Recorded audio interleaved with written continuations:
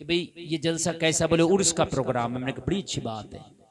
और कहा हजरत, मुझे बताया लोगों ने, हजरत यहाँ कल और परसों का जो प्रोग्राम है, बोला थाकड़ प्रोग्राम है। मैंने कहा क्या बात, बहुत बड़े बड़े मौलाना बुलाए? नहीं बोला हजरत, छोटे बड़े जितने मौलाना आने थे वो आज ही आ गए। मौलाना जितने आने थे छोटे बड़े वो सब आज आ गए, लेकिन धागड़ प्रोग्राम कल है। मैंने कहा कल कौन सा धागड़ प्रोग्राम है?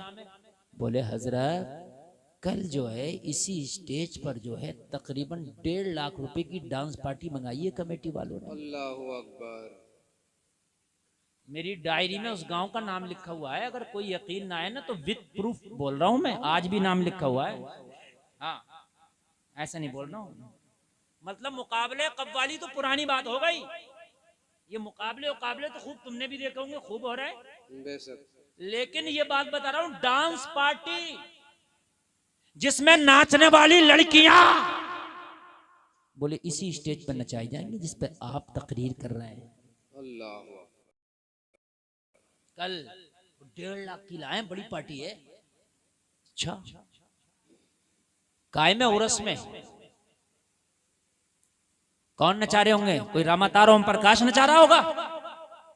हमारी कलमा पढ़ने वाले तो थे। बेशक। फिर कहते हैं हजरत दुआ कबूल नहीं हो रही, दुआ कबूल नहीं हो रही। दुआ की बात कर रहे, शुक्र मनाओ कि आसमान से पत्थर नहीं गिर रहा है। अल्लाह अकबर। मैंने पूरी तकरीर खुदा की कसम उसी पे गैरत दिलाई।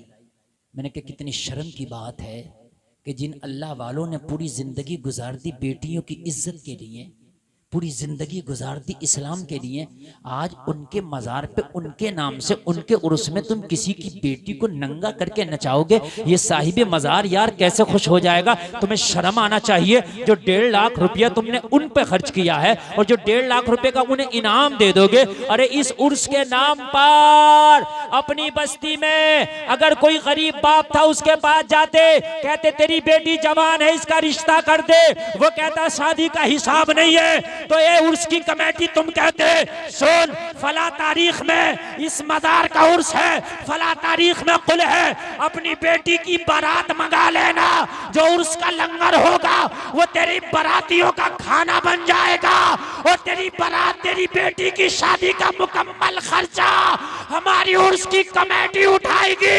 ये 1.5 लाख रुपए से नाचने वाली को ना बुलाया होता, किसी की बेटी का डोला अगर तूने फिदा कर दिया होता तो ये उर्स दुनिया और आखिरत में मिसाल बन गया होता।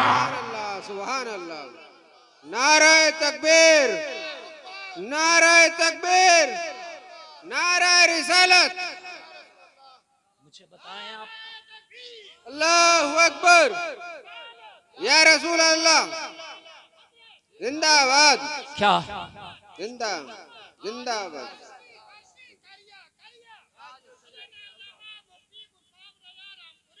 क्या ये अलमिया नहीं है? क्या ये अलमिया नहीं है? जलसे में आने वालों, क्या ये गौर करने के काबिल बात नहीं है? क्या इसकी मुखालफत नहीं होना चाहिए?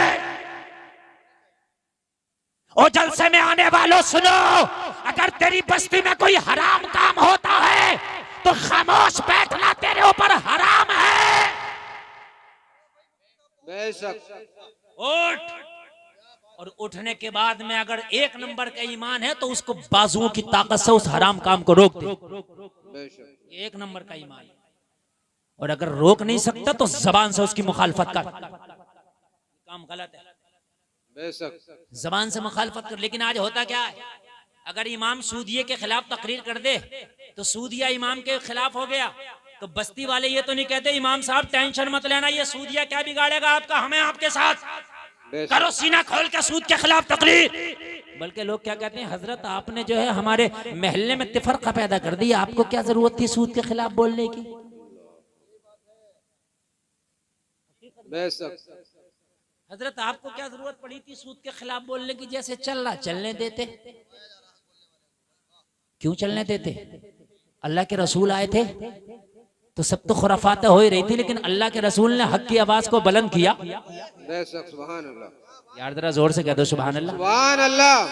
अल्लाह के रसूल ने हक की आवाज को बुलंद किया।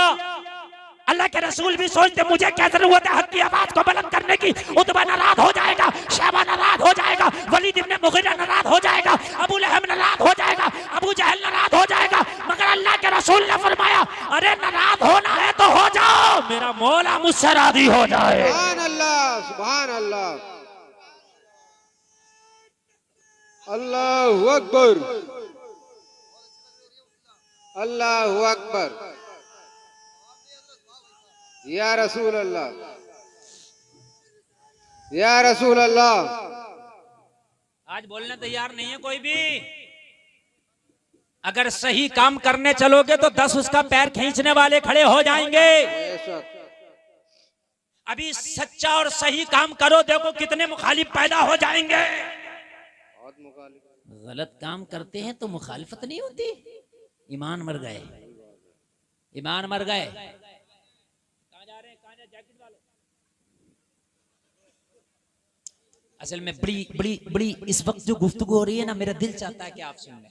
बेशक, देखो तकरीर तो मेरी रोजाना होती है, मैं कहीं ना कहीं करता ही हूँ, ठीक है, और मैं कहीं और भी कर सकता हूँ तकरीर, लेकिन आज की जो तकरीर हो रही है ना, इसमें बताने कि हजरत ये पहली बार इतना बड़ा जलसा हुआ। बेशक, और मैं ये तकरीर बड़े दिल से कर रहा हूँ। मैं चाहता हूँ वो जो किसी ने कहा है ना कि दर्द बरगे ही ना पे लिखता हूँ मैं दर्द दिल की बात, शायद के रफ्ता रफ्ता लगे दिल रुबा के हाथ। सुभान अल्लाह, सुभान अल्लाह।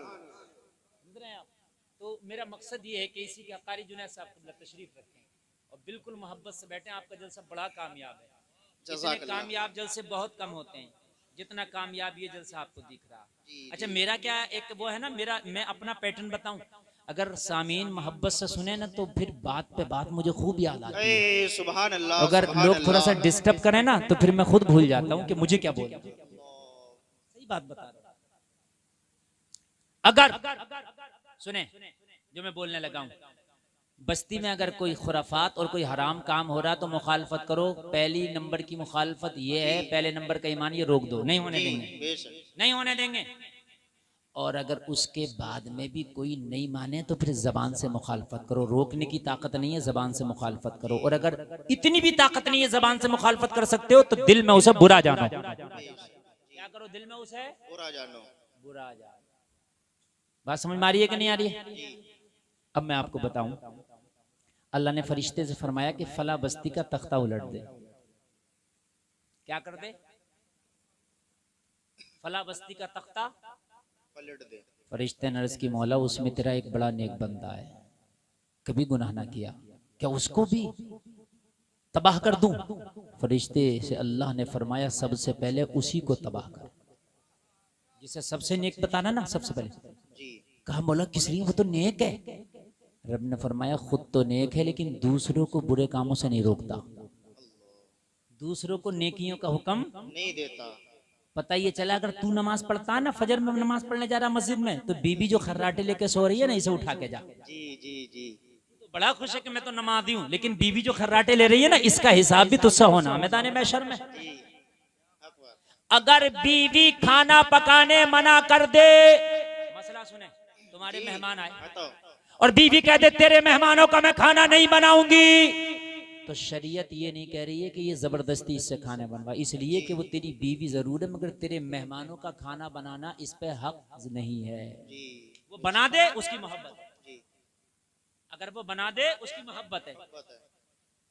लेकिन हाँ अगर तेरी बीवी नमाज नहीं पढ़ती तो तेरे ऊपर लाजमी है कि इस पे सख्ती कर, इस पे टाइट कर, इससे नमाज पढ़वा।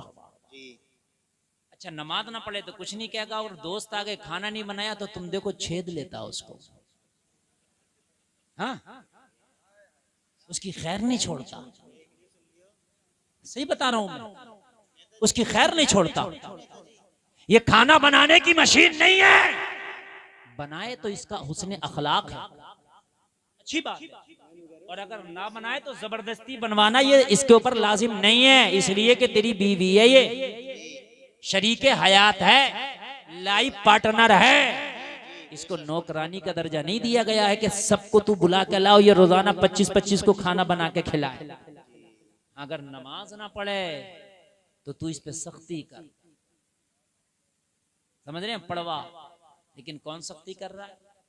कितनों ने सख्ती की है? नहीं करेंगे। और बीवी को चाहिए कि शौहर नमाज नहीं पढ़ता तो शौहर से कहे सुन, जी तू कहता है गरम बना तो खाना गरम देती हूँ, तू कहता है बिस्तर लगा तो बिस्तर लगाती हूँ, तू कहता है कपड़े धुल तो कपड़े धुलती हूँ, मगर कान खोल करके सुन ले, अगर नमाज नहीं पढ़ेगा ना तो बेनमाजी को खाना मैंने भी नहीं बना के देना। बेशक बेशक मैं नहीं दूंगी। आवाज बढ़ाओ ऑपरेटर साहब, आवाज जी। और बेस बढ़ाओ, बढ़ाए रखो इसको, मुझे पढ़ने में मजा आया। हाँ साउंड अब अच्छा बोल रहा, ये आपका साउंड अच्छा बोलेगा तो मैं खुद एडवर्टाइज कर दूंगा आपका। जी जी तवज्जो तवज्जो फरमाए। अगर बीवी ये कहने लगे कि मैं नाश्ता तब दूंगी तो पहले जब फजर पढ़ के आएगा, अय सुभान अल्लाह, सुभान अल्लाह सुभान अल्लाह। तो मैं ये समझता हूँ नमाजी बढ़ जाएंगे। बोलो बढ़ेंगे कि नहीं बढ़ेंगे? जी